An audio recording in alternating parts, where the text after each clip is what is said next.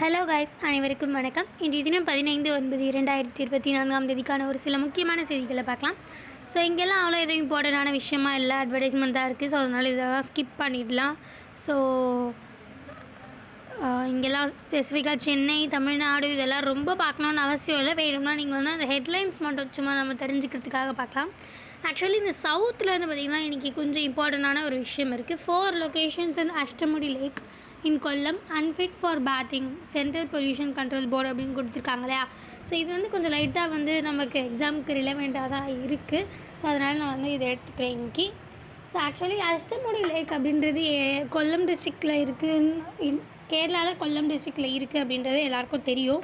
So அங்கே இப்போ ரீசெண்டாக வந்து நிறைய டிசாஸ்டர்ஸ்லாம் நடக்குது இல்லையா. ஸோ நிறைய கிளைமேட் சேஞ்சு எல்லாமே நடக்குது. ஸோ இது தாண்டி வந்து இந்த அஷ்டமுடி லேக்கில் வந்து பார்த்திங்கன்னா ஈவன் வந்து குளிக்கிறதுக்கு கூட பாத்திங் கூட வந்து பார்த்திங்கன்னா ஒரு ப்ராப்பராக அது வந்து சூட்டபிள் ஆகாது அந்த தண்ணி அப்படின்ற மாதிரி இப்போ ரீசெண்டான ரிசர்ச்சில் வந்து சொல்லியிருக்காங்க. ஏன்னா அங்கே அவ்வளோ அதிகமாக மைக்ரோ பிளாஸ்டிக் கண்டாமினேஷன், அவ்வளோ அதிகமாக மைக்ரோ பிளாஸ்டிக்கும் அந்த தேவையில்லாத ரொம்ப டாக்ஸிக்கான மெட்டீரியல்ஸ், இந்த கெமிக்கல்ஸ்லாம் வந்து இருக்கிறதா வந்து சொல்லியிருக்காங்க. ஸோ ஈவன் பாத்திங்க்கு குளிக்கிறதுக்கு கூட வந்து பார்த்திங்கன்னா அது ஆக்சுவலி வந்து சூட் ஆகாத ஒரு தண்ணீர் அப்படின்ற மாதிரி மென்ஷன் பண்ணியிருக்காங்க ரிசர்ச்சில். ஸோ இது ஆக்சுவலி இந்த ரிசர்ச் யார் கொடுத்துருக்காங்கன்னு பார்த்திங்கன்னா Erasmus programme of European Union அவங்க தான் கொடுத்துருக்காங்க.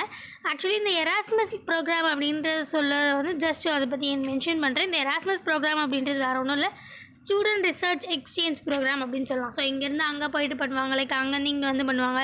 ஸோ அந்த மாதிரி யூரோப்பியன் யூனியன் கூட நம்ம இந்தியா வச்சுட்ருக்க ஒரு ப்ரோக்ராம் தான் இந்த எராஸ்மஸ் ப்ரோக்ராம் அப்படின்றது.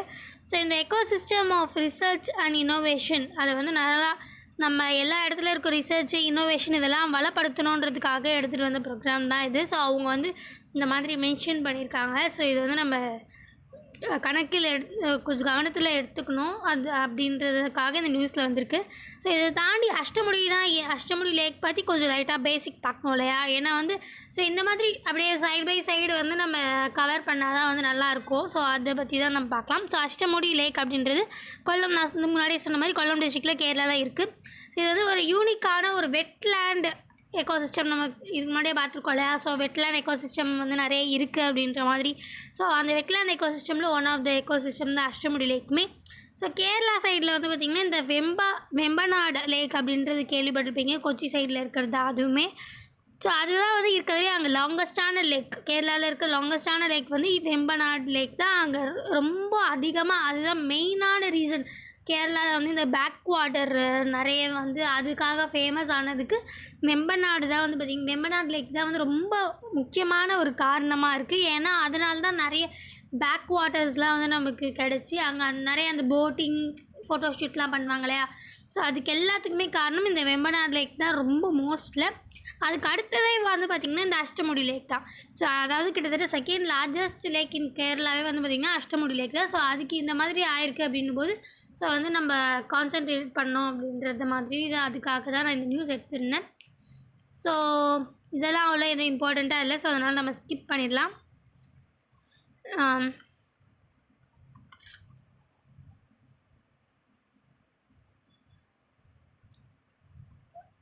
ஓகே, இங்கே வந்து பார்த்திங்கன்னா ஆக்சுவலி இது வந்து கொஞ்சம் இம்பார்ட்டண்டான விஷயம் தான். Post glacial ecosystem could help to slow down climate change says decade long study அப்படின்னு சொல்கிறாங்களே.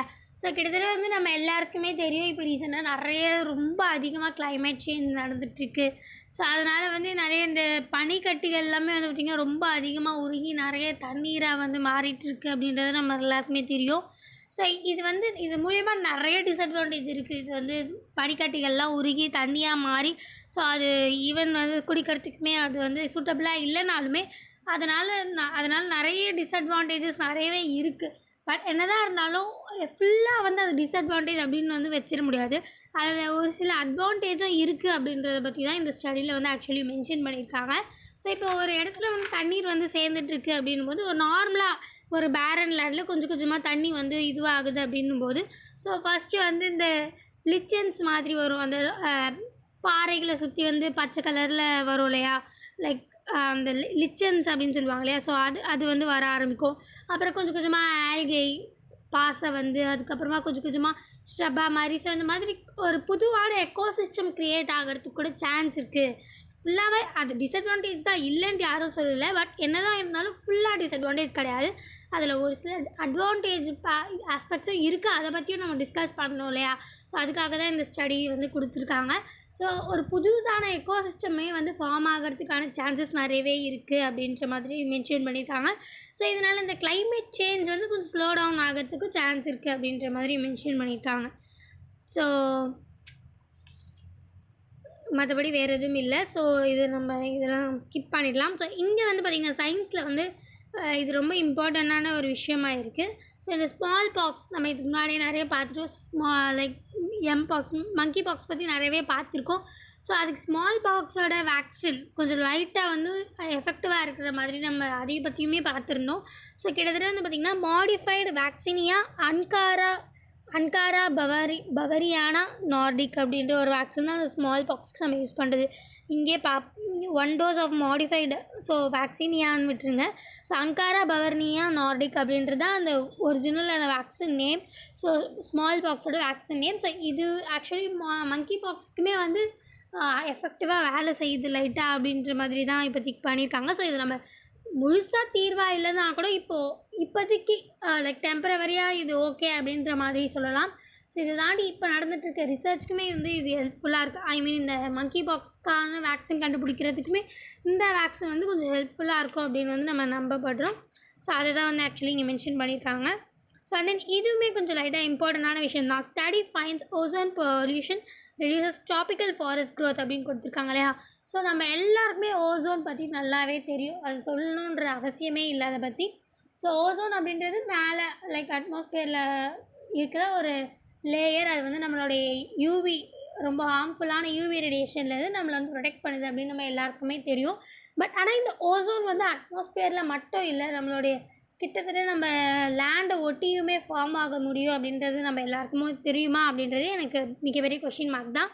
ஸோ ஆக்சுவலி இந்த ஓசோன் அப்படின்றது நம்ம உலகத்தை ஒட்டி, அதாவது எர்த்தை ஒட்டி லேண்டை ஒட்டியுமே வந்து ஃபார்ம் ஆகிறதுக்கு நிறையவே சான்ஸ் இருக்குது. ஸோ ஆனால் அந்த மாதிரி ஃபார்ம் ஆச்சுன்னா அது வந்து ரொம்பவே மிகப்பெரிய அசாடஸ் தான் சொல்லலாம். நமக்கு வந்து அது ரொம்ப பெரிய பாதிப்பு தான் ஏற்படுத்தும். நம்ம ஓசோன் வந்து அங்கே இருக்கிற வரைக்கும் தான் நமக்கு நல்லது, சேஃப்டி, அது ஒரு நல்ல ஒரு லேயராக ப்ரொடெக்டர்னால் ஆக்ட் ஆகுது.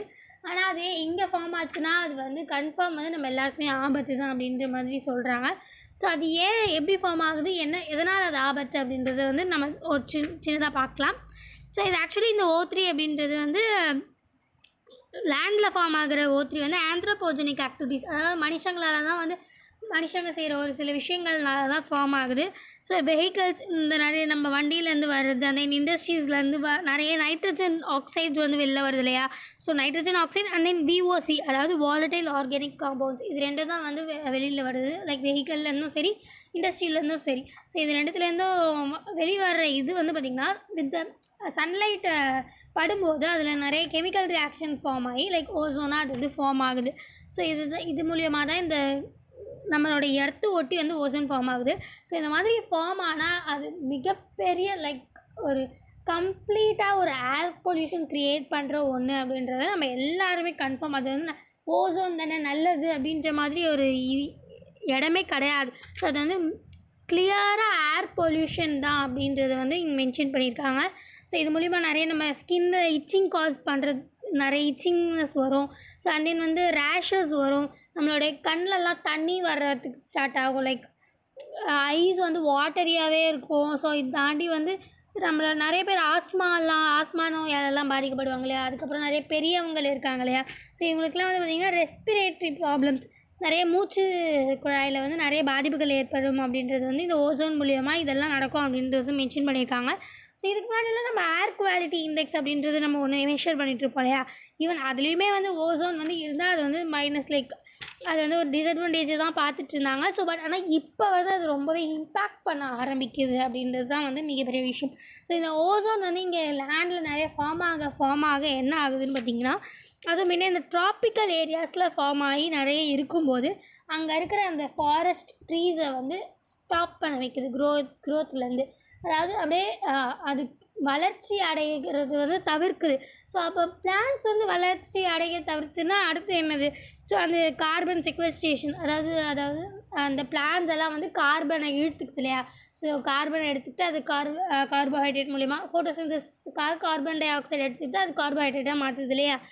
ஸோ அந்த அந்த ப்ராசஸ் தான் வந்து பார்த்திங்கன்னா கார்பன் செக்வஸ்ட்ரேஷன் அப்படின்னு சொல்லுவாங்க. அதாவது பிளான்ட்டால் கார்பன் டை ஆக்சைடு உள்ளே எடுத்துக்கிற ப்ராசஸ் தான் வந்து கார்பன் செக்வஸ்ட்ரேஷன்றாங்க. ஸோ இது வந்து கிட்டத்தட்ட 290 million tons like carbon dioxide வந்து பார்த்திங்கன்னா இதனால் வந்து அஃபெக்ட் ஆகப்படுது. ஏன்னா இந்த ட்ரீஸ் வந்து நிறைய இந்த ஓசோன்னால் ட்ரீஸோட க்ரோத் கம்மி ஆகிட்டு ஸோ கார்பன் டை ஆக்சைடு வந்து அந்த கார்பன் டை ஆக்சைடு செக்வஸ்ட்ரேஷன் அந்த பிளான்ட்ஸ்னால் கார்பன் டை ஆக்சைடு எடுத்துக்கிறது வந்து பார்த்திங்கன்னா கம்மியாயிருக்கு அப்படின்றது தான் மென்ஷன் பண்ணியிருக்காங்க. அதனால தான் நம்ம இந்த ப்ராப்ளமை இப்போ வந்து ரொம்ப எடுத்து நம்ம பேசிகிட்டு இருக்கு, நியூஸ்லலாம் வர்றதுக்கான ஒரு இடத்துக்கு கொடுத்துருக்கு. ஸோ ஸ்போர்ட்ஸில் அவ்வளோ எதுவும் இம்பார்ட்டண்ட்டாக இல்லை. ஸோ ஃபைனலி மீண்டும் நிறைய இந்த மாதிரி முக்கியமான செய்திகளோடு சந்திக்கலாம். இந்த வீடியோ உங்களுக்கு பிடிச்சிருந்தா லைக் பண்ணுங்கள், மற்றவங்களுக்கு யூஸ்ஃபுல்லாக இருக்குன்னு நினச்சிங்கன்னா ஷேர் பண்ணுங்கள், சப்ஸ்கிரைப் பண்ணுங்கள், பக்கத்தில் இருக்க பெல் ஐகானை கிளிக் பண்ணுங்கள். நன்றி, வணக்கம், மீண்டும் நாளை சந்திப்போம்.